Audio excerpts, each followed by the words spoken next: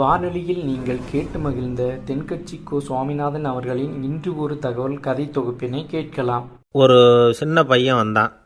அவனை பார்த்து ஒரு கேள்வி கேட்டோம். ஏன்ப்பா உங்கள் வீட்டில் அம்மா புத்திசாலியா அப்பா புத்திசாலியா அப்படின்னு. அவன் அலட்சியமாக நம்மளை பார்த்து சிரிக்கிறான். என்ன சார் இது, இந்த காலத்தில் இது கூட தெரியாமல் இருக்கிறீங்களே அப்படிங்கிறான். ஒரு சின்ன பையன் நம்மளை பார்த்து இப்படி கேட்டு விட்டானே அப்படின்னு நினைக்கிறப்போ நமக்கு ஒரு மாதிரி ஆகிடும். அதுக்கப்புறம்தான் இந்த தாத்தா பாட்டிலாம் சொல்கிற ஒரு கதை ஞாபகத்துக்கு வந்தது. அது என்ன கதை தெரியுமா? ஒரு ஊரில் ஒரு அம்மாவும் பிள்ளையும் இருந்தாங்களாம். அந்த மகனுக்கு திடீர்னு தேசாந்திரம் போய் வரணும்னு ஆசை வந்துட்டுது. ஊராக போய் சுற்றி பார்க்கணுங்கிற ஆசை. அந்த அம்மாவுக்கு இது பிடிக்கல.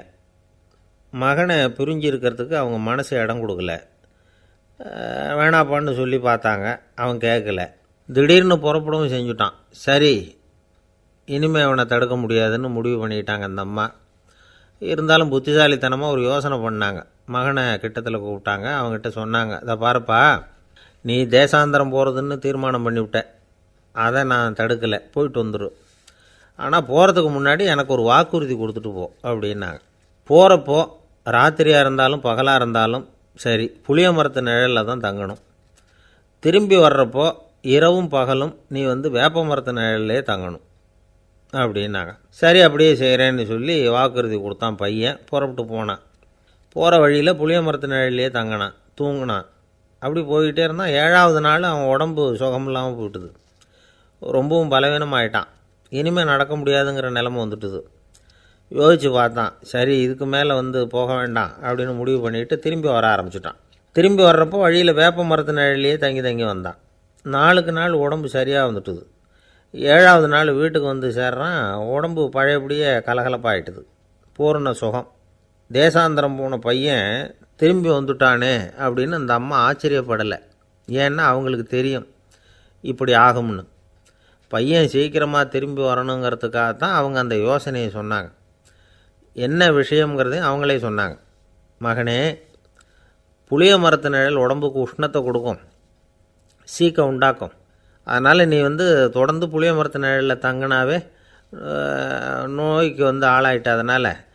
அதனால் பயணத்தை முடிச்சுக்கிட்டு திரும்பி வரணுங்கிற முடிவுக்கு வந்துட்ட. திரும்பி வர்றப்போ நீ தங்கினது வேப்ப மரத்து நிழல். அது உடம்புக்கு குளிர்ச்சியை தரக்கூடியது, நோயை தீர்க்கக்கூடியது. அதனால் சுகமாக வீட்டுக்கு சேர்ந்துட்ட. உன்னோட தேசாந்திர பயணத்தை தடுக்கிறதுக்காக தான் இப்படி பண்ணினேன் அப்படின்னாங்களாம் அந்த அம்மா. பார்த்தீங்களா அம்மாவோட புத்திசாலித்தனத்தை? அப்பாவாக இருந்தால் இப்படியா பண்ணுவார்? ஒரு அப்பா பையன்கிட்ட 10 ரூபா கொடுத்து இதை எடுத்துக்கிட்டு அடுத்த ஊருக்கு போய் அங்கே இருக்கிற மாமா கிட்ட இதை கொடுத்துட்டு வாடா, வழியில் எங்கேயாவது மரத்தடியில் படுத்து தூங்கிவிடாதே அப்படின்னு எச்சரிக்கை பண்ணி அனுப்புனாராம். பையனுக்கு எச்சரிக்கையாக வாழறது எப்படிங்கிறத கற்றுக் கொடுக்கறதுக்காக இப்படி பண்ணார். அவன் பணத்தை வாங்கிக்கிட்டு போனான். அப்பா சொன்னதை மறந்துட்டு ஒரு மரத்தடியில் படுத்து தூங்கிட்டான். அவனுக்கு தெரியாமல் அவன் பின்னாடியே போன அப்பா அவன் கையில் இருந்த அந்த 10 ரூபாயை நைஸாக எடுத்துகிட்டு வந்துட்டார். அவன் பையில் தானே வச்சுருந்தான், அது தெரியாமல் எடுத்துகிட்டு வந்துட்டார். அவன் தூங்கிக்கிட்டு இருக்கான். எடுத்துகிட்டு ஒரு மறுபடியும் வீட்டுக்கு வந்துட்டார். பையன் முழிச்சுக்கிட்டு பையை தடவி பார்க்குறான், பணத்தை காணும். அழுதுகிட்டே திரும்பி வந்தான். அப்பா கிட்ட விஷயத்த சொன்னான். அப்பா சிரிச்சுக்கிட்டே சொன்னார், அதுக்கு தான்ப்பா ஆரம்பத்திலேயே எச்சரிக்கை பண்ணினேன், இனிமேலாவது நீ ஜாக்கிரதையாக இருக்கணும் அப்படிங்கிறதுக்காக தான் இப்படி பண்ணினேன். அந்த பணம் எங்கேயும் போயிடலை, நான் தான் அதை உனக்கு தெரியாமல் எடுத்து வச்சிருக்கிறேன். இதோ பாரு அப்படின்னு சொல்லிட்டு சைடு பாக்கெட்டில் கையை விட்டா அது ஓட்டையாக இருக்குது. அதை எவனோ ஏற்கனவே கத்திரிச்சு எடுத்துகிட்டு போட்டான். இப்போ அப்பா முகத்தில் அசடு வழிஞ்சுதான். அள்ள குறையாதது அட்சய பாத்திரம், அது நமக்கு தெரியும், கேள்விப்பட்டிருக்கிறோம். ஆனால் போட நிரம்பாத ஒரு பாத்திரம் உண்டு. அது என்ன தெரியுமா? நம்மளில் பல பேர்கிட்ட அந்த பாத்திரம் உண்டு. அதுதான் பேராசை அப்படிங்கிற பாத்திரம். அதை நிறைவு செய்யவே முடியாது. பேராசையை பற்றி சுஃபி இலக்கியத்தில் ஒரு பிரபலமான கதை உண்டாம். அதை ஒரு பெரியவர் எடுத்து சொல்லியிருக்கிறார். ஒரு மன்னர் நகர்வலம் போயிட்டுருக்கார். ஒரு பிச்சைக்காரன் மன்னர் எதிரில் வரான். பிச்சை போடுங்கோங்கிறான். என்னுடைய அமைதியை கெடுக்காதே போங்கிறார் மன்னர். அவன் சிரிக்கிறான். அரசே, உங்களுடைய அமைதி கெடக்கூடிய நிலையில் இருந்தால் அதுக்கு பேர் அமைதியே கிடையாது அப்படின்னு நானா. எதிரில் நிற்கிறது வெறும் பிச்சைக்காரன் இல்லை, யோகி அப்படிங்கிறத மன்னர் புரிஞ்சுக்கிட்டார். துறவியே, உங்களுக்கு என்ன வேணும்னாலும் கேளுங்க, கொடுக்குறேன்னாராம். அந்த துறவி மறுபடியும் சிரிக்கிறார். அரசே, உங்களால் முடியாததையெல்லாம் கொடுக்க முடியும்னு சத்தியம் செய்யாதீங்க அப்படின்னார். மன்னருக்கு கோபம் வந்துட்டுது. என்ன இவர் இப்படி சொல்கிறாரே அப்படின்னு நினச்சார். நகர்வலத்தை பாதியிலேயே நிறுத்தினார். வாங்க அரண்மனைக்குன்னார். துறவியை அழைச்சிக்கிட்டு அரண்மனைக்கு வந்துட்டார். துறவி தன்கிட்ட இருந்த பிச்சை பாத்திரத்தை நீட்டினார். இது நிறைய எனக்கு பொற்காசுகள் வேணும் அப்படின்னாராம். அவ்வளவு தானா, இது ஒரு பெரிய காரியமா அப்படின்னு கையை தட்டினாராம் மன்னர். ஒரு பெரிய தாம்பாளம் நிறைய பொற்காசுகள் வந்து சேர்ந்தது. அதை அள்ளி போட்டார். போட போட அந்த பிச்சை பாத்திரம் நிரம்பவே இல்லை. பொற்காசுகள் போட போட அவ்வளவையும் உள்ளே வாங்கிக்கிட்டே இருக்குது. அரசாங்க கஜானாவே காலி ஆகிட்டுது. மூட்டை மூட்டையாக பொற்காசுகளை கொட்டி பார்த்துட்டாங்க. அது முழுங்கிக்கிட்டே இருக்குது. கடைசி வரைக்கும் அந்த பிச்சை பாத்திரம் வந்து நிரம்பவே இல்லை. அரசர்கிட்ட இருந்த கர்வம் போயிட்டுது. அப்படியே பொத்துன்னு துறவி காலில் விழுந்தார்.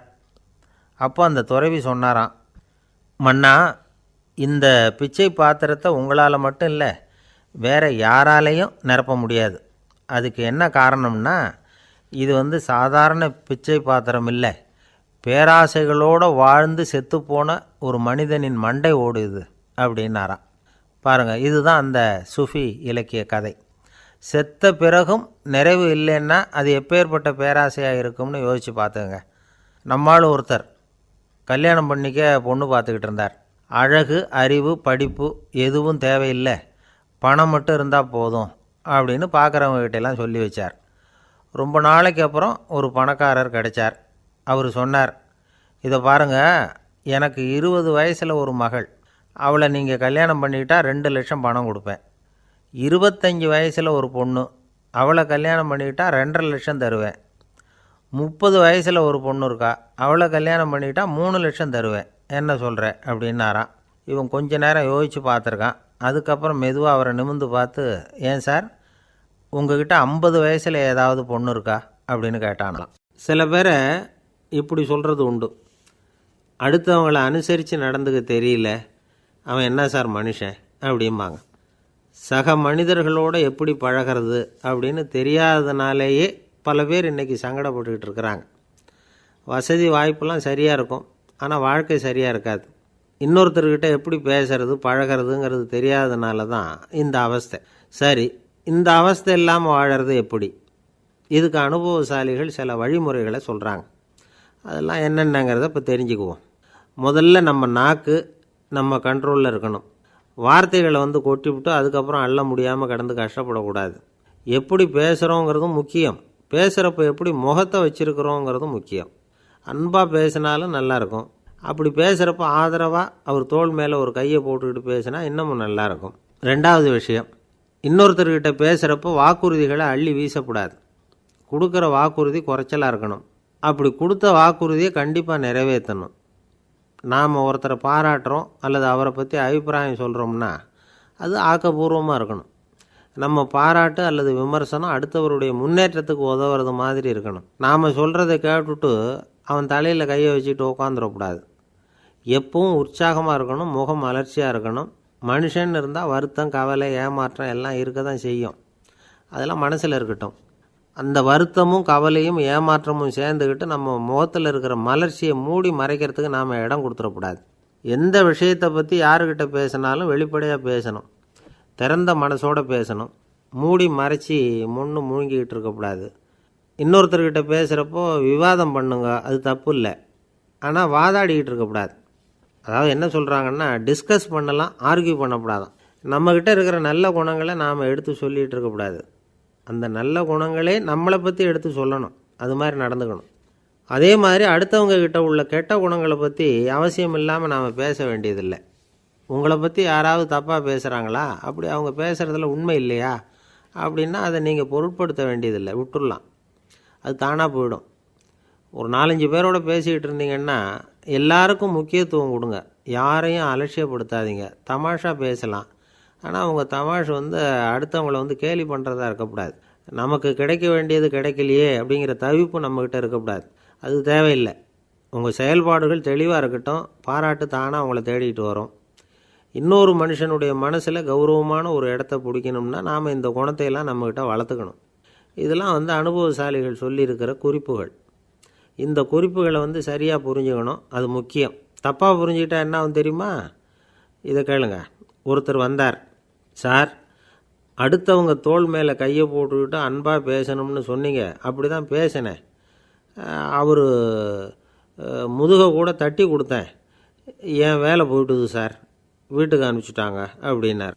யாருக்கிட்ட அப்படி பேசுனீங்கன்னு கேட்டோம். என் முதலாளிகிட்ட சார் அப்படிங்கிறார் ரொம்ப சோகமாக. ஒரு அரசனும் அமைச்சரும் ஒரு நாள் ரொம்ப சாவகாசமாக பேசிக்கிட்டு இருந்தாங்களாம். அரசன் அமைச்சரை பார்த்து ஒரு கேள்வி கேட்டிருக்கார். ஏங்க அமைச்சரே, ஆசை இல்லாத ஒரு மனுஷனால் இருக்க முடியுமா அப்படின்னு. ஏன் முடியாது, துறவி அப்படிங்கிறவங்கெல்லாம் அப்படிப்பட்டவங்க தானே அப்படின்னாராம் அமைச்சர். அவங்கெல்லாம் உண்மையிலேயே ஆசையை விட்டவங்க தானா அப்படின்னு கேட்டாராம் ராஜா. அப்படி தான் இருக்கணும் அப்படின்னாராம் அமைச்சர். அப்படின்னா ஆசையே இல்லாத ஒரு உண்மையான துறவியை நான் பார்க்கணுமேன்னார். அது என்ன பிரமாதம், அதுக்கு நான் ஏற்பாடு பண்ணுறேன் அப்படின்னு விட்டார் இவர். சொல்லிவிட்டு உடனே புறப்பட்டு போனார். அங்கங்கே தேடினார். அப்புறம் தான் அவருக்கு புரிஞ்சுது உண்மை துறவியை கண்டுபிடிக்கிறது எவ்வளவு கஷ்டமான காரியம்னு. இருந்தாலும் ராஜா கிட்ட சொல்லியாச்சே உண்மை துறவியை காட்டுறேன்னு. இப்போ என்ன பண்ணுறது? ராஜா கிட்ட சொன்னபடி நடக்கலைன்னா அவருக்கு கோபம் வந்துடும். அமைச்சர் ஒரு யோசனை பண்ணார். அவருக்கு ஒரு வழி தெரிஞ்சுது. அதுதான் சரின்னு முடிவு பண்ணார். அதாவது அந்த ஊரில் அவருக்கு தெரிஞ்ச நாடக நடிகர் ஒருத்தர் இருக்கிறார், நல்லா நடிப்பார். அவரை போய் பார்த்தார். இதை பாருப்பா, எனக்காக நீ ஒரு காரியம் செய்யணும்னார். என்னன்னு கேட்டார் அவர். நீ ஒரு துறவி மாதிரி கொஞ்சம் நேரத்துக்கு நடிக்கணும். ராஜா உன்னை பார்த்துட்டு போகிற வரைக்கும் நடி, அது போதும். அதுக்காக உனக்கு 10,000 ரூபா தரேன் அப்படின்னார். அவர் எந்த காலத்தில் இவ்வளவு பணத்தை மொத்தமாக பார்த்துருக்கார். அதனால் உடனே சரின்னு ஒத்துக்கிட்டார். அமைச்சர் அரண்மனைக்கு திரும்பி வந்தார். என்ன அமைச்சரே, இன்னுமா ஒரு உண்மையான துறவி கிடைக்கலன்னார். உண்மையான துறவி ஒருத்தரை இப்போ தான் கொஞ்ச நேரத்துக்கு முன்னாடி பார்த்து பேசிவிட்டு வர்றேன். அவர் நம்ம ஊருக்கு வெளியில் குளத்தங்கரையில் உள்ள ஒரு ஆலமரத்துக்கு அடியில் உட்காந்துருக்கிறார் அப்படின்னார் இவர். அப்படின்னா உடனே புறப்படுங்க அப்படின்னார் ராஜா. பரிவாரங்களோடு புறப்பட்டார். அங்கே அந்த மரத்தடியில் அந்த ஆள் வேஷம் போட்டுக்கிட்டு துறவி மாதிரி உட்காந்துருக்கிறான். ராஜா நேராக போனார். அந்த துறவி காலில் பொத்துன்னு விழுந்து வணங்கினார். உடனே ராணியும் அவர் காலில் விழுந்தாங்க. அடுத்தபடியாக அமைச்சர் விழுந்தார். அவருக்கு தெரியும் இது நம்ம ஆள் தான்னு. இருந்தாலும் என்ன பண்ணுறது, நேரம். அப்புறம் பரிவாரங்கள்லாம் துறவி காலில் விழுந்து ஆசீர்வாதம் வாங்கிட்டாங்க. ராஜா அப்புறமா தங்கத்தட்டில் பொன்னையும் பொருளையும் வச்சு அந்த துறவிக்கிட்ட ரொம்ப பணிவாக நீட்டுறார். தாங்கள் தயவு பண்ணி இதை ஏற்றுக்கணும் அப்படின்னு வேண்டிக்கிட்டார். அந்த துறவி பற்றில்லாமல் அதை பார்த்தார். எல்லாத்தையும் திறந்துவிட்ட எனக்கு இதெல்லாம் எதுக்காக அப்படின்னு சொல்லி அதை மறுத்துட்டாராம். ஆஹா, உண்மையான துறவியை பார்த்துட்டோம் அப்படிங்கிற ஆனந்தம் அரசருக்கு. ரொம்ப நிம்மதியாக திருப்தியாக திரும்பி வந்தார் அரண்மனைக்கு. அதுக்கப்புறம் அமைச்சர் யாருக்கும் தெரியாமல் அந்த துறவிகிட்ட ஓடினார். சொன்ன பிரகாரம் பணத்தை நீட்டினார். இந்தாப்பா, நான் உங்ககிட்ட சொன்னபடி 10,000 ரூபா பணம் எடுத்துக்கோ அப்படின்னார். அந்த ஆள் ராஜா கிட்ட சொன்னது மாதிரியே எல்லாத்தையும் திறந்துவிட்ட எனக்கு இதெல்லாம் எதுக்காக வேணாம் அப்படின்னு விட்டாராம். நடித்த வரைக்கும் போதும்ப்பா, இனிமேல் இந்த நாடக வசனம்லாம் வேணாம், வேஷத்தை கலைச்சிரு, பணத்தை வாங்கிக்கோன்னார். இல்லைங்க, இது வேஷம் இல்லை, இது வசனமும் இல்லை, இது உண்மை. கொஞ்ச நேரம் துறவி மாதிரி நடித்ததுக்கே இந்த தேசத்து ராஜா, ராணி, அமைச்சர், பரிவாரங்கள் எல்லாம் என் காலில் விழுந்து வணங்குறாங்க. அப்படின்னா உண்மையான துறவியாக இருக்கிறது எவ்வளவு பெருமையான விஷயம். நான் உண்மையான துறவியாக ஆக போகிறேன், அப்படி முடிவும் பண்ணிட்டேன் அப்படின்னார் அந்த நடிகர். வேஷம் கூட எப்படிப்பட்ட விளைவுகளை உண்டு பண்ணுது பார்த்தீங்களா. நம்மால் ஒருத்தன் ரொம்ப வசதியாக தான் இருந்தான். ஒரு நாள் அவன் சொத்து பூரா திருட்டு போயிட்டுது. அதுக்கப்புறம் இவன் துறவி மாதிரி ஆகிட்டான். ஊர் ஊராக சுற்றினான். ஒரு குருநாதரை தேடி கண்டுபிடிச்சான். அவர்கிட்ட சீடனாக சேர்ந்துக்கிட்டான். அவனை பார்த்து ஒருத்தர் கேட்டார், நீ உண்மையான சீடன் தானான்னு. இல்லைங்க, சீடன் மாதிரி நடிச்சுக்கிட்டு இருக்கிறேன் அப்படின்னா.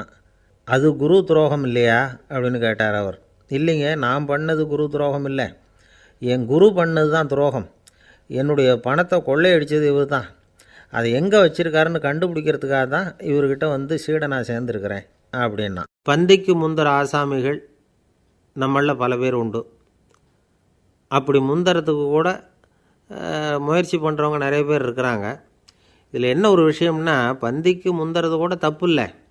ஆனால் அப்படி ஒரு விருந்தில் ஆளாக போய் உட்காந்து சாப்பிட்டா கூட வெளியில் வர்றப்ப என்ன பெரிய விருந்து வச்சுட்டான், சாம்பாரில் உப்பு இல்லை, ரசத்தில் காரம் இல்லை அப்படின்னு குறை சொல்லிகிட்டே வர்றது இருக்குது பாருங்கள். அது சரியில்லை, நாகரிகமும் இல்லை.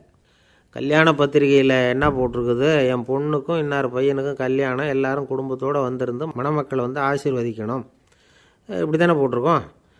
குடும்பத்தோடு வந்து விருந்து சாப்பிட்டு சாப்பாடு எப்படி இருக்குன்னு அபிப்பிராயம் சொல்லிவிட்டு போங்க அப்படின்னா போட்டிருக்கு கல்யாண பத்திரிகையில். ஒருத்தர் வீட்டு விசேஷத்துக்கு போயிருக்கோம்னா எவ்வளவோ அசௌகரியங்கள் நமக்கு ஏற்படலாம். ஏராளமான கூட்டம் வந்திருக்கும். எல்லாரையும் அவங்க வந்து தனித்தனியாக கவனிச்சிக்கிட்டு இருக்க முடியாது. நாம் தான் அனுசரித்து நடந்துக்கணும். நாமளாக போய் வாழ்த்த வேண்டியவங்களை வாழ்த்தி விட்டு வந்து சேரணும். அதை விட்டுட்டு பத்திரிக்கை கொடுத்தானேன்னு போனேன், கவனிப்பே சரியில்லை அப்படின்னு புலம்பிக்கிட்டு இருக்கக்கூடாது. ஒரு விருந்துக்கு போனால் அங்கே எப்படி நடந்துக்கணும் அப்படிங்கிறத பற்றி கூட அனுபவசாலிகள் சில விவரங்கள்லாம் சொல்லியிருக்கிறாங்க. இந்த காலத்தில் கல்யாணம், பிறந்த நாள், அது இதுன்னு நிறைய விருந்துகள் நடக்குது. அதெல்லாம் எதுக்காக? மனித உறவுகளை வளர்த்துக்கிறதுக்காக தான், வேறு எதுக்கு? ஒரு விருந்துக்கு போனால் அமைதியாக பொறுமையாக போய் உட்காரணும். அடித்து பிடிச்சிக்கிட்டு இடத்த பிடிக்க போகிறேன் அப்படின்னு நிற்கக்கூடாது. முதல் பந்தி நடந்துக்கிட்டு இருந்தால் அது முடிஞ்சு இலை எடுத்து சுத்தம் பண்ணதுக்கு அப்புறம் போய் உட்கார்றது தான் நாகரீகம். இலை எடுக்கிறதுக்கு முன்னாடியே அங்கே போய் உட்காந்தா நல்லா இருக்காது. நீங்கள் சாப்பிட்டுட்டு உட்காந்துருக்கீங்களா, சாப்பிட்றதுக்கு உட்காந்துருக்கீங்களா, பார்க்குறவங்களுக்கு சந்தேகம் வந்துடும். அதே மாதிரி இலையில் எல்லா ஐட்டமும் பரிமாறினதுக்கு அப்புறம் சாப்பிட ஆரம்பிக்கணும்.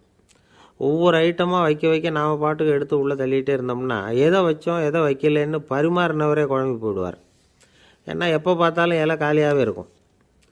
சாப்பிட்றப்போ உங்கள் சாப்பாட்டையே நீங்கள் கவனிக்கணும். அடுத்தவங்க இலையில் என்ன இருக்குது, பக்கத்தில் இருக்கிறவர் எதை அதிகமாக சாப்பிட்றார், இதெல்லாம் நமக்கு என்னத்துக்கு? எல்லாரும் சாப்பிட்டு முடிக்கிற வரைக்கும் பொறுமையாக இருக்கிறது தான் நல்லது. நீங்கள் மட்டும் திடீர்னு பாதியில் எழுந்திரிச்சு பக்கத்தில் இருக்கிறவங்களுக்கு சங்கடமாக இருக்குமேங்கிறதெல்லாம் யோசிக்காமல் நீங்கள் பாட்டு எழுந்திரிச்சு போகக்கூடாது. பக்கத்தில் உள்ளவங்க உங்களை எழுந்திரிக்க சொன்னால் எழுந்திரிச்சு போகலாம். விருந்துகளில் சாப்பாட்டை வீணாக்கிறதே ஒரு நாகரிகமாக போட்டுது. இந்த காலத்தில் சாப்பாட்டுக்கே கஷ்டப்பட்டுக்கிட்டு பல பேர் இந்த உலகத்தில் இருக்கிறப்போ சாப்பாட்டை வீணாக்கிறது எவ்வளோ பெரிய மோசங்கிறத நினச்சி பார்க்கணும். வேணுங்கிற அளவுக்கு கேட்டு வாங்கி சாப்பிட்றது தான் முறை. விருந்தில் இந்த பஃபே அப்படின்னு சொல்லி ஒரு முறை சொல்கிறாங்கல்ல, அதாவது உணவு வகைகளையெல்லாம் பொதுவாக ஒரு இடத்துல வச்சுடுறது, நமக்கு தேவையானதை நாமே எடுத்து ஒரு தட்டில் போட்டுக்கிட்டு சாப்பிட வேண்டியது. இதில் கூட சில பேர் தேவைக்கு அதிகமாக எடுத்து போட்டுக்கிட்டு வீணாக்குறாங்க. சில சமயம் வந்து கடைசியாக சாப்பிட போகிறவங்களுக்கு எல்லா ஐட்டமும் கிடைக்காம போகலாம். அதை போய் பெருசு பண்ணிகிட்டு இருக்கக்கூடாது. என்ன சார் இந்த அளவுக்கு கூடவா நாகரிகம் தெரியாமல் இருக்கிறோம், இதை போய் பெருசாக சொல்ல வந்துட்டீங்களே அப்படின்னு நினைக்கலாம். ஒருத்தர் 2 பேருக்கு இந்த விவரம் தேவைப்படலாம். அவங்க காதலையும் இது விழட்டுமேங்கிறதுக்காக தான் இது. ஒரு பெரிய கல்யாண விருந்து நடந்துக்கிட்டு இருந்தது.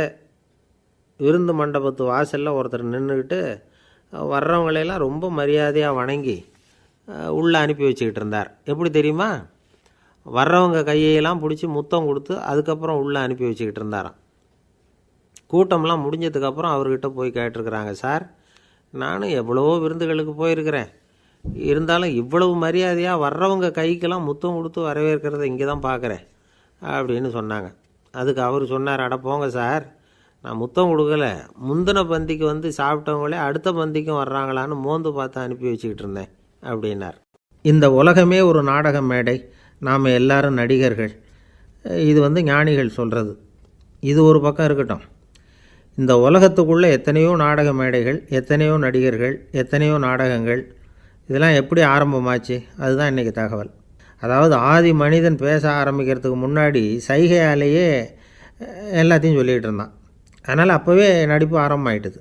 முதல்ல ஒரு வேட்டையைத்தான் அவன் வந்து நடித்து காட்டியிருப்பான். இவன் எப்படி போனான், எதிரில் மிருகம் எப்படி வந்தது, அதோடு எப்படி சண்டை போட்டான், எப்படி அடித்து கொண்டுகிட்டு வந்தான், இதை அப்படியே மற்றவங்களுக்கு நடித்து காட்டியிருப்பான். ஏன்னா மொழி கிடையாது. இந்த காலத்துலலாம் நாடகங்களில் நடிக்கிறவங்கள நடிகர்கள்ங்கிறோம். ஒரு காலத்தில் இவங்களுக்கு என்ன பேர் தெரியுமா? திஸ்பியர்கள் அப்படின்னு பேரான். இதுக்கு காரணம் உண்டு. அதாவது 2000 வருஷத்துக்கு முன்னாடி கிரீஸ் நாட்டில் திசிபியஸ் அப்படின்னு ஒரு ஆள் இருந்தான். அவன் ஒரு பெரிய நாடக கலைஞன். அவன் சில இளைஞர்களை சேர்த்துக்கிட்டான், பயிற்சி கொடுத்தான், நாடக குழுவை உருவாக்கினான். நடிகர்களையும் நாடகத்துக்கு தேவையான பொருள்களையும் ஏற்றிக்கிட்டு போகிறதுக்கு ஒரு வண்டியையும் தயார் பண்ணான். அந்த வண்டியிலேயே அவன் வந்து கிரேக்க நாடு பூராவும் சுற்றினான். ஊர் ஊராக நாடகம் போட்டான்.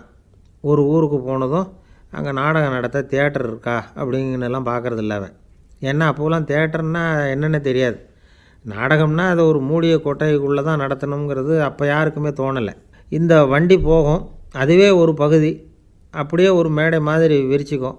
அதில் ஏறி நின்றுக்கிட்டு நாடகத்தை நடித்து காட்டுவாங்களாம். மக்கள்லாம் எதிரில் தரையில் உட்காந்து அதை பார்த்துக்கிட்டு இருக்கிறது. உலகத்தின் முதல் நடமாடும் தியேட்டர் இது தானா. இந்த திசைபிஎஸ் தான் முதலாக உலகத்தில் நாடகங்கிற பொழுதுபோக்கை நடத்தி காட்டினவன் அப்படின்னு சொல்கிறாங்க. அவன் சொந்தமாக நாடகம் எழுதுனா, நடித்தான், நாடகத்தை இயக்கினான். அதனால தான் அவனை first man of the theatre அப்படின்னு சொல்லுவாங்க. அவன் தான் நாடக மேடையின் முன்னோடி.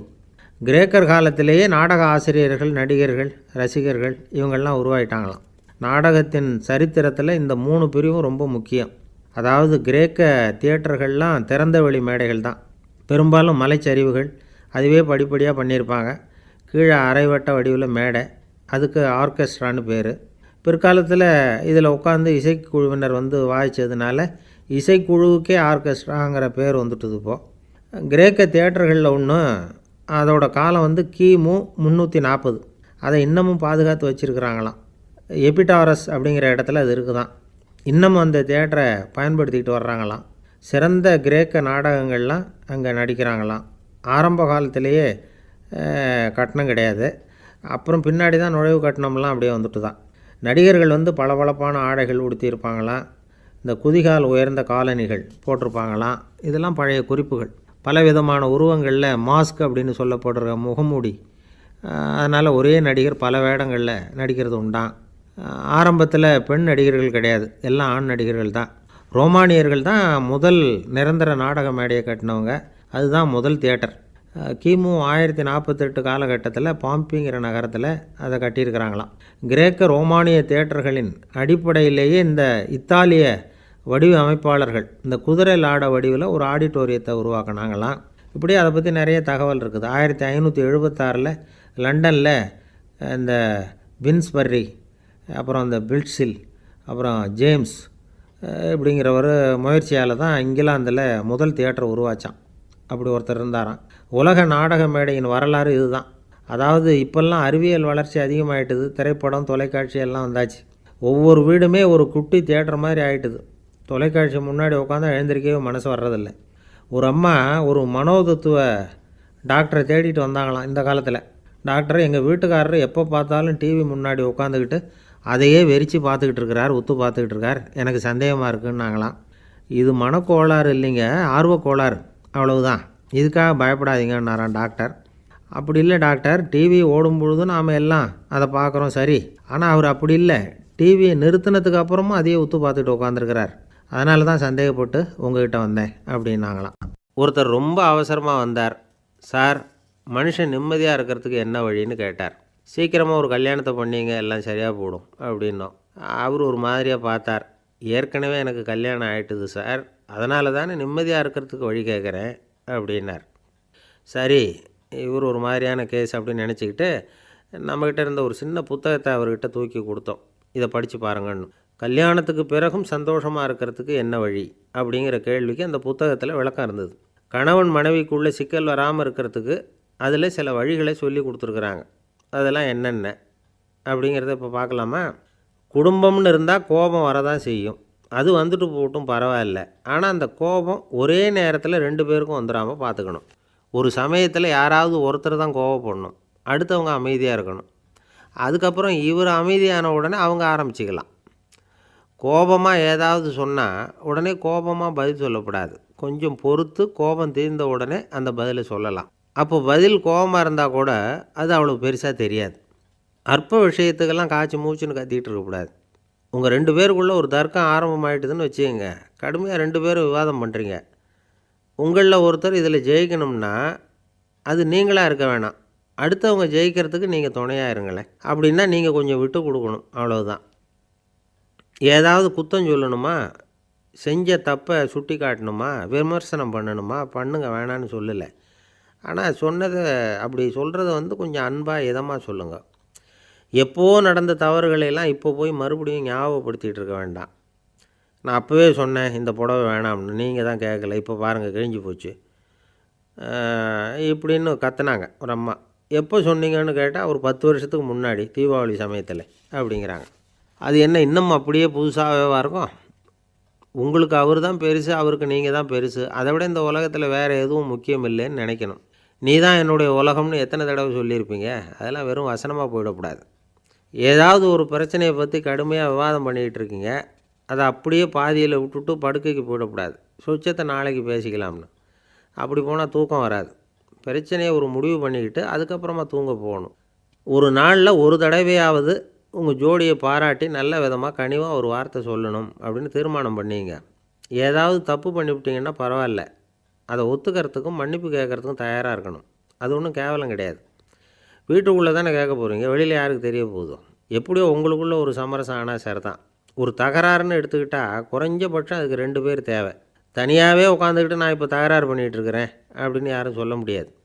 2 பேர் தகராறு பண்ணுறாங்கன்னா பொதுவாக அந்த 2 பேரில் யார் அதிகமாக பேசுகிறாங்களோ அவங்க பேரில் தான் தப்பு இருக்கும். அதை மனசில் வச்சுக்கணும். இதெல்லாம் தான் அந்த புத்தகத்தில் போட்டிருக்கிற வழிமுறைகள். இவ்வளவும் சரியாக வரலைன்னா அப்புறமா சொல்லுங்கள், வேறு புத்தகம் ஏதாவது இருக்கான்னு தேடுவோம். ஒரு கணவன் தன்னுடைய மனைவியை அழைச்சிக்கிட்டு ஒரு மனோதத்துவ டாக்டர்கிட்ட வந்தாராம். டாக்டர், எங்களுக்கு கல்யாணம் ஆகி 30 வருஷ காலமாக நாங்கள் ஒரு விஷயத்தில் கூட ஒத்து போனதில்லை அப்படின்னு ஆரம்பித்தார். உடனே அந்த அம்மா குறுக்கிட்டு, அது 30 வருஷம் இல்லை 32 வருஷம் அப்படின்னாங்களே. அந்த ஆள் என்னை கண்ணாப்புண்ணான்னு திட்டிவிட்டான் சார், அதை நினச்சா எனக்கு ரொம்ப வருத்தமாக இருக்குது அப்படின்னு சொல்லி கவலைப்பட்டார் ஒருத்தர். இதில் கவலைப்படுறதுக்கு என்ன இருக்குது அப்படின்னார் ஒரு பெரியவர். அவர் ஒரு மகான். என்ன சார் இப்படி சொல்கிறீங்க, ஒருத்தர் நம்ம பார்த்து திட்டுனா வருத்தமாக இருக்காதா அப்படின்னார். அது எப்படி வருத்தமாக இருக்கும், திட்டுறதுங்கிறது என்ன, அது வெறும் சத்தம் தானே அப்படின்னார் அந்த பெரியவர். நம்ம ஆளுக்கு தலையை பிச்சுக்கலாம் போல் இருந்தது. இருக்காதா பின்ன, நமக்கே அப்படி தானே தோணுது. அந்த பெரியவர் சொல்கிறது ரொம்ப பெரிய விஷயம். அதை நாம் புரிஞ்சிக்க முயற்சி பண்ணலாம்னா நடைமுறை வாழ்க்கைக்கு அது ஒத்து வர்றது மாதிரி தெரிய மாட்டேங்குது. இருந்தாலும் அந்த பெரியவர் அதுக்கு என்ன தான் விளக்கம் கொடுக்குறாருன்னு பார்ப்போமே. ஒரு ரயில் போயிட்டுருக்கு, அதில் ஒரு சாது போயிட்டுருக்கார். அந்த ரயில் அவர் ஹரித்வாரம் போயிட்டுருக்கார். அவர் ரயிலில் ஏகப்பட்ட கூட்டம். நம்ம ஊர் ரயில் கேட்கவா வேணும், டிக்கெட் வாங்கிட்டு கொஞ்சம் பேர், வாங்காத கொஞ்சம் பேர். அது என்னத்துக்கு அனாவசியமாக டிக்கெட் அப்படிங்கிற நினப்பில் பாதி பேர். இந்த கூட்டத்துக்கு மத்தியில் அந்த சாதுவும் போயிட்டுருக்கிறார். உட்கார்றதுக்காக இருந்த இடத்துல ஒரு ஆள் படுத்துருக்கிறான். கொஞ்சம் முரட்டு ஆசாமி. அவன் கால் பக்கத்தில் கொஞ்சோண்டு இடம் பாக்கி இருந்தது. அந்த இடத்துல இந்த சாது உட்காந்துருந்தார். மெதுவாக உட்காந்துக்கிட்டார் போய். ஆனால் அந்த ஆள் ராத்திரி பூரா இவரை காலால் உதச்சிக்கிட்டே இருக்கிறான். அது இவருக்கு ரொம்ப அவமானமாக பட்டுது. அதனால் துக்கம் ஏற்பட்டுது. இருந்தாலும் அதை ஒரு மாதிரியாக சகிச்சுக்கிட்டே இவர் வந்து சேர்ந்தார். பொழுது விடிஞ்சுது. அந்த சாது ஹரித்வார் வந்து சேர்ந்தார். அங்கே ஒரு பெரிய ஞானியை சந்தித்தார். ராத்திரி ரயிலில் அந்த ஆள் உதைச்சதையும் அதனால் தனக்கு ஏற்பட்ட துக்கத்தையும் இந்த சாது அந்த ஞானிகிட்ட சொன்னார். சொல்லிவிட்டு, ஏன் சுவாமி, எனக்கு துக்கம் ஏற்பட்டதே அது தப்பா அப்படின்னு கேட்டார். தவறு தான்னார் அந்த ஞானி. உனக்கு இன்னமும் தேக அபிமானம் போகலைங்கிறது தான் அது காட்டுது. அஷ்டாவக்கிரர் என்ன சொல்கிறார் தெரியுமா, உண்மையான ஞானி யாராவது தன்னை வந்தனை செய்தால் அதற்காக சந்தோஷப்பட மாட்டார், யாராவது நிந்தனை செய்தால் அதற்காக வருத்தப்பட மாட்டார் அப்படின்னு சொல்கிறார். நிந்தனைங்கிறது ஒரு ஒலி தான். தேகாபிமானம் இருக்கிற வரைக்கும் இந்த ஒலி நம்மளை வேதனைப்படுத்தும். நான் தேகம் இல்லை ஆத்மா அப்படிங்கிற நினைவு இருந்தால் இந்த ஒலி நம்மளை பாதிக்காது. மனு என்ன சொல்கிறார் தெரியுமா, ஒரு சாதகன் பாராட்டுதலை விஷம்னு நினச்சி பயப்படணும், அவமானத்தை அமிர்தம்னு நினச்சி சந்தோஷப்படணுங்கிறார். அவமானப்பட்டால் கவலைப்படாமல் எப்படி இருக்க முடியும் அப்படின்னு தான் நமக்கு தோணும். அதனால தான் நம்மளில் யாரும் இதுக்கு உதாரணமாக யாரையும் காட்ட முடியல. புத்தரையும் கபீரையும் உதாரணமாக காட்டுறாங்க. அவங்களுக்கெல்லாம் அவமானம் ஏற்பட்டப்போ கவலையே படலையாம். புத்தரை அவமானப்படுத்தணுங்கிறதுக்காக கௌசாம்பி ராணி ஒரு இளம் பெண்ணை கொலை பண்ணி சடலத்தை புத்தர் குடிசைக்கு முன்னாடி போட சொன்னார். போட்டாங்க. புத்தர் தான் அந்த பொண்ணை கெடுத்து கொலை பண்ணிவிட்டார்னு எல்லோரும் நினச்சாங்க. ஆனால் புத்தர் இதை பற்றி கவலையே படலை. அப்புறமா உண்மை தெரிஞ்சதும் புத்தர் புகழ் இன்னும் அதிகமாகிட்டுது. ஒரு பெரிய சபையில் ஒரு மோசமான பொண்ணு நுழைஞ்சி தனக்கும் கபீருக்கும் சம்பந்தம் உண்டுன்னு சொன்னான். கபீர் கவலைப்படலை. அவங்க மாதிரியெல்லாம் நாமளும் இருக்க கற்றுக்கணும். நிந்தனை, அபகீர்த்தி, அவமானம் எல்லாம் ஆண்டவன் கொடுக்குற பிரசாதம்னு நினைக்கணும் அப்படின்னு சொல்கிறார் அந்த ஞானி. இதை கேட்ட இந்த காலத்து ஆசாமி ஒருத்தர், நான் கூட அப்படி தான் சார், யாராவது அவமானப்படுத்தினா கவலைப்பட மாட்டேன். நேற்று கூட ஒருத்தர் என்ன பலார்னு அரைஞ்சுட்டார், நான் கொஞ்சம் கூட கவலைப்படலை, பேசாமல் வந்துட்டேன்னார். ஏன் அப்படி வந்துட்டீங்க அப்படின்னேன். அவர் அரைஞ்சதுலேயும் ஒரு அர்த்தம் இருந்தது, அதனால தான் அப்படி வந்துட்டேன்னார். ஏன் அரைஞ்சாருன்னு கேட்டேன். 10 வருஷத்துக்கு முன்னாடி 15 ரூபா அவர்கிட்ட கடன் வாங்கினேன், அதை கேட்டு கேட்டு பார்த்துட்டு கடைசியாக தான் அரைஞ்சார் அப்படின்னார். ஆண்டவனுடைய பிரசாதம் இவருக்கு அடிக்கடி கிடைக்கும் போல இருக்கு. ஒருத்தர் இருக்கார், நல்ல உத்தியோகத்தில் தான் இருக்கிறார், ஆனால் எப்போ பார்த்தாலும் முகத்தை வெறுப்பாக வச்சுருப்பார். அப்படியே வருவார் போவார். ஏன் சார் இப்படி இருக்கிறீங்க அப்படின்னு விசாரித்தோம். ஏன்டா இந்த வேலைக்கு வந்தோம்னு இருக்குது சார் அப்படின்னார். உங்கள் வேலை உங்களுக்கு பிடிக்கலையா அப்படின்னு கேட்டோம். இல்லைன்னார். இப்படிப்பட்டவங்க வெற்றிகரமான வாழ்க்கை வாழ முடியாது. இது நிபுணர்கள் கருத்து. வேலையை நேசிக்க தெரிந்தவர்கள் வெற்றி பெறுவார்கள் அப்படிங்கிறாங்க அவங்க. எந்த துறையாக இருந்தாலும் சரி, அந்த துறையில் வெற்றிகரமாக இருக்கிறவங்கள விசாரித்து பாருங்கள். எனக்கு என்னுடைய வேலை ரொம்ப பிடிக்கும் அப்படின்னு சொல்கிறவங்களாக தான் இருப்பாங்க. அப்படி இருந்தால் தான் அது வெற்றிகரமாக இருக்க முடியுது அவங்களால. ஒருத்தனுக்கு பிடித்தமான பொழுதுபோக்கே அவனுடைய தொழிலாக இருந்துட்டுதுன்னா அவனை மாதிரி கொடுத்து வச்சவன் வேறு யாரும் இல்லை அப்படிங்கிறார் பெர்னாட் ஷா. ஒரு தடவை மன்னர் ஹுமாயூன் உயிரை தண்ணீர் முண்டு ஊற்றுகிற தொழிலாளி ஒருத்தர் காப்பாற்றினாராம் அந்த ஹுமாயூன் உயிரை. உடனே மன்னர் கேட்டிருக்கார், உனக்கு என்ன வேணும்னாலும் கேளு தரேன், உயர் பதவி வேணுமா அப்படின்னு கேட்டாராம். மன்னா, மக்களின் தாகம் தீர்க்கக்கூடிய இந்த பணியை விட உயர்ந்தது உண்டா அப்படின்னாராம் அந்த தொழிலாளி. அவரால் அவருடைய வேலையை நேசிக்க முடிஞ்சுது, அதனால் மகிழ்ச்சியாக இருக்க முடிஞ்சுது. நாமெல்லாம் அப்படி இல்லை. வேலை கிடைக்கிற வரைக்கும் கிடைச்சா போதும் அப்படின்னு இருக்கோம். கிடைச்சதுக்கப்புறம் ஏன்டா இந்த வேலைக்கு வந்தோம்னு ரொம்பவும் அழுத்துக்குவோம். சரி, நாம் இருக்கிற இடத்துல நாம் வெற்றிகரமாக இருக்க வழி உண்டா அப்படின்னா உண்டுன்னு சொல்கிறாங்க. அதாவது மன இயல் நிபுணர்கள் இருக்கிறாங்க இல்லையா, அவங்க அதுக்கு முக்கியமாக 6 வழிகள் சொல்கிறாங்க. நீங்கள் ஒரு அலுவலகத்தில் வேலை பார்க்குறவரா அப்படின்னா இதை கேளுங்க. அதாவது உங்கள் மேலதிகாரி எதிர்பார்ப்புக்கு தகுந்த மாதிரி உங்கள் வேலை இருக்குதா? அப்படி இல்லைன்னா முதல்ல உங்கள் வேலையின் தரம் உயரணும். உங்களுக்கு மேலே கீழே வேலை பார்க்குற பணியாளர்கள்கிட்ட நல்ல விதமாக பழகிறீங்களா? அந்த உறவு முறையில் ஏதாவது குறை இருந்தால் அதை கண்டுபிடிச்சி சரி பண்ணுங்க. நம்பிக்கைக்கு உரியவர் அப்படின்னு நீங்கள் பேர் எடுக்கணும். நீங்கள் எடுக்கிற முடிவு நல்ல முடிவாக தான் இருக்கும் அப்படின்னு அடுத்தவங்க சொல்லணும். உங்கள் தோற்றத்துக்கு முக்கியத்துவம் கொடுங்க. இது மனம் உடல் ரெண்டும் சம்மந்தப்பட்டது. அதனால் மனசையும் ஆரோக்கியமாக வச்சுருக்கணும், உடம்பையும் ஆரோக்கியமாக வச்சுருக்கணும். உங்களுடைய நிர்வாகம் செயல்படுற விதத்தை நல்லா புரிஞ்சு வச்சுக்கணும். உங்களுடைய நிர்வாகம் இப்போ ஒரு காரியம் செய்யுதுன்னு வச்சுங்க, ஏன் அப்படி செய்யுது, எதுக்காக அப்படி செய்யுது, அதனுடைய குறிக்கோள் என்ன, அது நீடிக்கிறதுக்கு காரணம் என்ன, இதையெல்லாம் தெரிஞ்சுக்கணும். சிரிப்புக்கு வஞ்சகம் பண்ணக்கூடாது, நல்லா சிரிக்கணும், அப்போ தான் அது திரும்ப கிடைக்கும். கடந்த கால தோல்வியை பற்றி கவலைப்படக்கூடாது. முதலாளி விருப்பம் தெரிஞ்சு நடந்துக்கிறது நல்லது தான். அதுக்காக காக்கா பிடிக்கணுங்கிற அவசியம் இல்லை. உங்களுக்கு ஒரு பொறுப்பான வேலை கிடைக்குது, உடனே சத்தம் குழப்பம் அப்படின்னு சூழ்நிலையை இறுக்கமாக ஆக்கிடக்கூடாது. எந்த சூழலையும் இயல்பாக கையாளக்கூடியவர் அப்படிங்கிறத காட்டணும். இதெல்லாம் உங்கள் துறையில் நீங்கள் வெற்றி பெற நிபுணர்கள் சொல்கிற யோசனைகள்.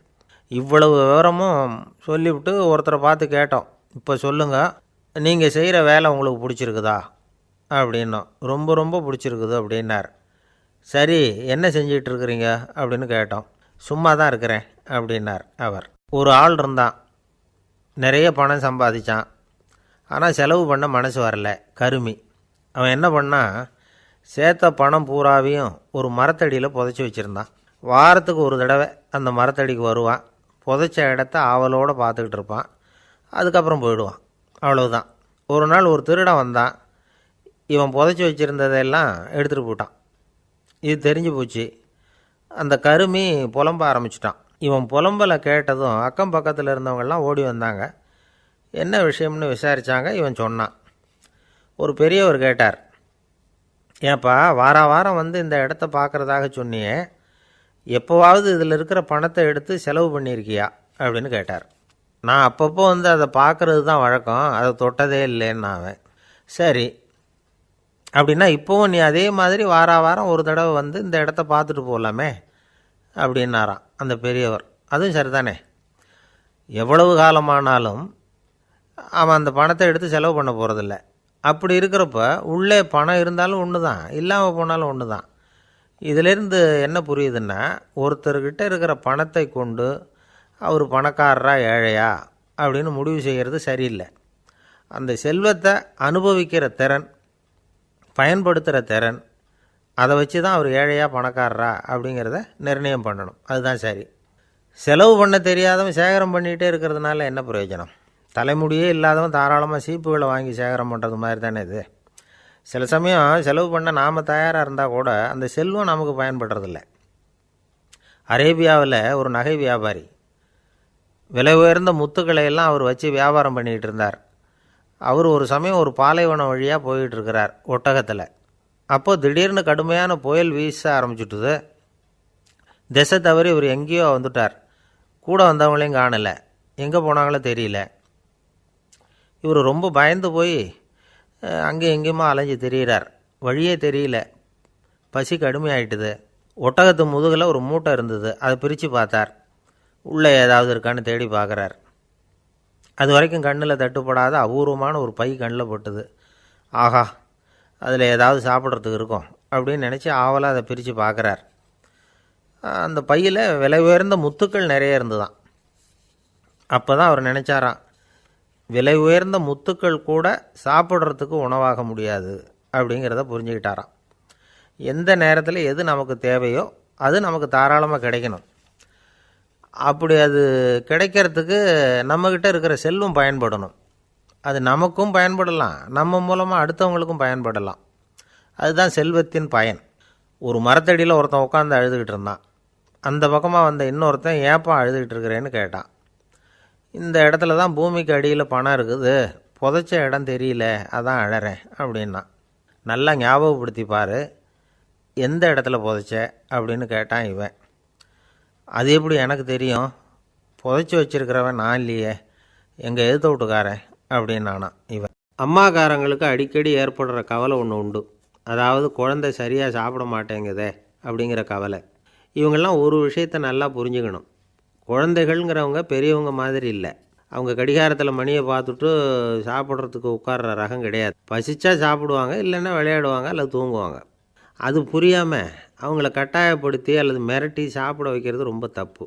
ஒரு 8 மாத குழந்தைக்கு 3 மணி நேரத்துக்கு ஒரு தடவை பசிக்கும். அந்த நேரம் பார்த்து சாப்பாடு கொடுத்தா அடம் பண்ணாமல் அது பாட்டுக்கு சாப்பிட்றோம். அதே குழந்தைக்கு 1 வயசு ஆகிறப்போ 4 மணி நேரத்துக்கு ஒரு தடவை பசிக்கும். இந்த வயசில் இயற்கையாகவே பசி குறைஞ்சிருக்கும். அது புரியாமல் என் குழந்தை முன்னாடி மாதிரி இப்போ சரியாக சாப்பிட மாட்டேங்கிறான் அப்படின்னு சில பேர் டாக்டர்கிட்ட போய் சொல்லிக்கிட்டு இருப்பாங்க. இன்னொரு விஷயம், ஒரு குழந்தைக்கு வயசு அதிகமாகிற வேகத்துக்கு உடம்பு எடையும் அதிகமாகிக்கிட்டே போகாது.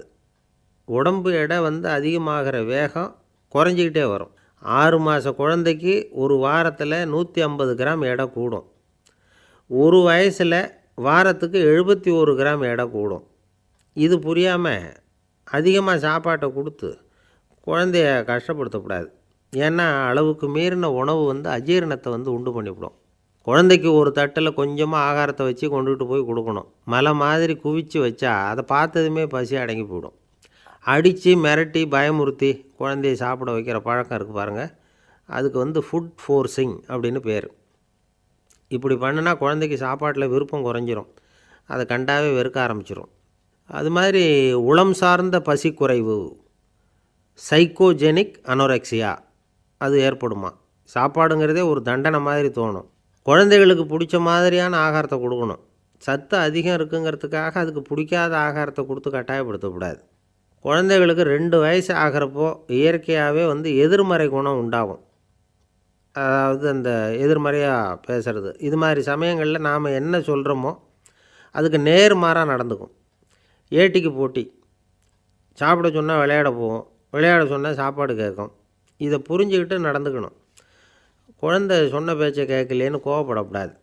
குழந்தை வளர வளர பிடிவாத குணம் வர்றது சகஜம். கேட்டதை வாங்கி கொடுத்தா தான் சாப்பிடுவேன் அப்படின்னு பிடிவாதம் பண்ணும். வாங்கி கொடுத்துடுறது தான் உத்தமம். நீங்களும் அதுக்கிட்ட பிடிவாதம் பண்ணிகிட்டு இருக்கக்கூடாது.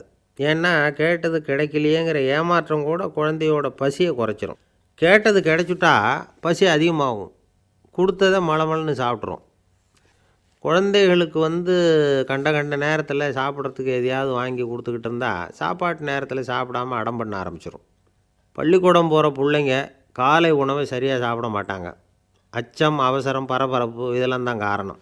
பள்ளிக்கு புறப்படுறதுக்கு ஒரு 3/4 மணி நேரத்துக்கு முன்னாடியே சாப்பாடு போட்டுருங்க, அது சரியாக போடும். படிக்கிற குழந்தைகள் உடல் சோர்வு, மனச்சோர்வு இது காரணமாக கூட சாப்பிட மறுக்கிறது உண்டு. இப்போ உதாரணமாக சாயந்தரம் விளையாடி விட்டு வீட்டுக்கு வந்ததும் சாப்பிட சொன்னால் வேணாம்பாங்க. இது உடல் சோர்வு. ரொம்ப நேரம் வீட்டு பாடங்களை செஞ்சு முடித்த கையோடு சாப்பிட சொன்னாலும் அவங்களால சரியாக சாப்பிட முடியாது. இது உளச்சோர்வு, அதாவது மனச்சோர்வு. இதை தவிர குழந்தைகளுக்கு உடல்நலக்குறைவு ஏற்பட்டால் கூட சாப்பிட மறுக்கிறது உண்டு. சில மருந்து மாத்திரைகள் கூட பசியை குறைச்சிரும். அதனால் சரியாக தெரிஞ்சுக்கிட்டு குழந்தைகளை சாப்பிட வைக்கணும். அது புரியாமல் கையில் சாப்பாட்டு தட்டை வச்சுக்கிட்டு குழந்தைகளை விரட்டிக்கிட்டு அலையக்கூடாது. ஒரு சின்ன பையன் சொன்னான், எங்கள் அம்மா சாப்பாடு போடுறது தெரிஞ்சால் நான் உடனே வீட்டை விட்டு வெளியில் ஓடி போடுவேன் அப்படின்னா. ஏன் அப்படி பண்ணுறேன்னு கேட்டோம். எங்கள் அப்பா கூட அது மாதிரி தான் சார் பண்ணுவார் அப்படிங்கிறான். ஒரு பல்கலைக்கழகம், அங்கே ஒரு இலக்கிய பேராசிரியர், அவர் பாடம் நடத்திக்கிட்டு இருந்தார். ராபர்ட் ப்ரௌனிங் எழுதிய கவிதைகளை பற்றி சொல்லிகிட்டு இருக்கிறார். மாணவர்களும் ரொம்ப அக்கறையாக அதை கேட்டுக்கிட்டு இருக்கிறாங்க. ஒரு குறிப்பிட்ட கவிதையை பற்றி சொல்லும் பொழுது அந்த பேராசிரியருக்கே ஒரு சந்தேகம்.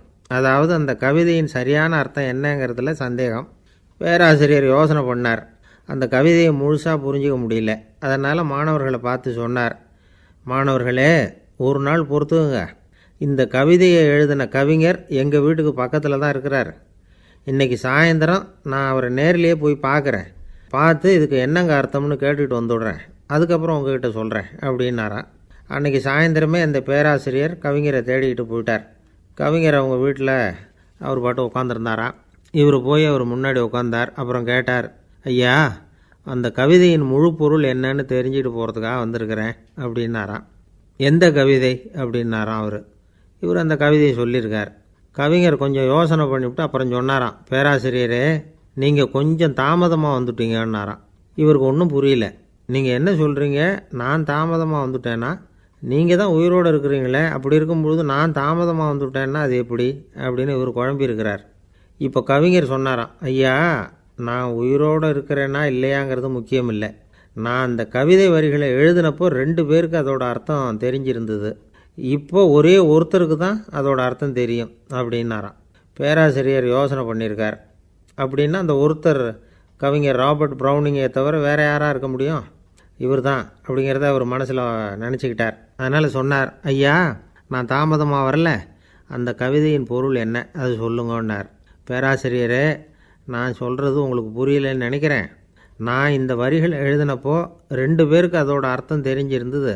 அந்த 2 பேர் யாருன்னா, ஒருத்தர் ராபர்ட் ப்ரௌனிங், அதாவது நான், இன்னொருத்தர் கடவுள். இப்போ அது கடவுளுக்கு மட்டும்தான் தெரியும். நானே இதை பற்றி பல தடவை யோசனை பண்ணி பார்த்தேன். இது ரொம்ப அழகானது, ஆனாலும் ரொம்ப வழுக்கலானது. அதை பிடிச்சிட்டோம்னு நினச்சிக்கிட்டு இருக்கும் பொழுதே காற்று மாதிரி அது உங்ககிட்ட இருந்து ஓடி போயிடுது. எனக்கு ரொம்பவும் வருத்தமாக தான் இருக்குது. நிச்சயமாக நான் தான் இந்த வரிகளை எழுதியிருக்கிறேன். அதில் அர்த்தம் இருக்குங்கிறது எனக்கு தெரியும். அதை நான் உணர்கிறேன். ஆனால் நீங்கள் என்னை மன்னிக்கணும். எனக்கே கூட அதை என்னால் விளக்க முடியல. அப்படி இருக்கும் பொழுது உங்களுக்கு எப்படி அதை நான் விளக்க முடியும் அப்படின்னாரா அந்த கவிஞர். அனுபவிக்கப்படக்கூடிய எல்லாமே விளக்கப்படக்கூடிய ஒன்றல்ல, விளக்கப்படும் எல்லாமே அனுபவிக்கப்படக்கூடிய ஒன்றல்ல அப்படிங்கிறது ஞானிகளுடைய கருத்து. அதுக்காக தான் அந்த சம்பவம். வாழ்க்கையில் நீங்கள் தொடர்ந்து ஆய்வு செய்து கொண்டே இருக்கக்கூடிய விளக்கங்களை ஒருபோதும் அடைய முடியாத பரிமாணங்கள் இருக்கிறதுனால தான் அது அலுப்பு தட்டாமல் இருக்குது. உங்களால் நிறைய அனுபவிக்க முடியும். இருந்தாலும் நீங்கள் அனுபவித்து அறிந்த விஷயங்கள் கூட வார்த்தைகளால் விளக்கப்பட முடிவதில்லை அப்படிங்கிறது பெரியோர் சிந்தனை. இதெல்லாம் ஒரு பக்கம் இருக்கட்டும். நமக்கு தெரிஞ்ச பேராசிரியர் ஒருத்தர் 1 மணி நேரம் ரொம்ப விவரமாக வகுப்பு எடுத்தார். கடைசியாக சொன்னார், மாணவர்களே, ரொம்பவும் எளிமையாக விளக்கமாக எல்லா விவரமும் சொல்லியிருக்கிறேன். அதனால் இதில் உங்களுக்கு சந்தேகம் வர்றதுக்கு வாய்ப்பே இல்லை. இருந்தாலும் கேட்க வேண்டிய கடமை கேட்குறேன். இது வரைக்கும் நடத்தினதில் யாருக்காவது ஏதாவது சந்தேகம் உண்டா அப்படின்னு கேட்டாராம். எனக்கு ஒரே ஒரு சந்தேகம்தான் சார் அப்படின்னு எழுந்திரிச்சு நிற்கிறான் ஒருத்தன். என்னன்னு கேட்டாராம். இது வரைக்கும் நீங்கள் என்ன பாடம் சார் நடத்துனீங்க அப்படின்னானான் அவன்.